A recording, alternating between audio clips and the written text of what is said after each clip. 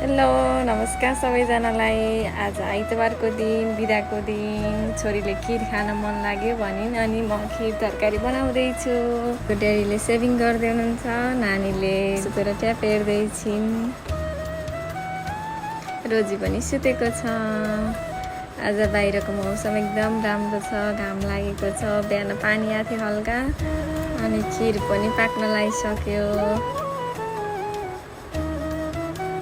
बाहिर जिरे खुर्सानी फलेको थिए, एकदम राम्रो। खुर्सानी पनि टिपे तरकारीको लागि। खिर निकाले अनि यता चिनी राखेको खिर भयो, यता तरकारी रेडी भइसक्यो। अब हामी खाँदैछौँ। एकदम मिठो भएको थियो खाना। आज हाम्रो दिन यसरी नै बित्यो। तपाईहरुको कसरी बित्यो कमेन्ट गर्नु ल। सबैजनालाई बाइ बाइ।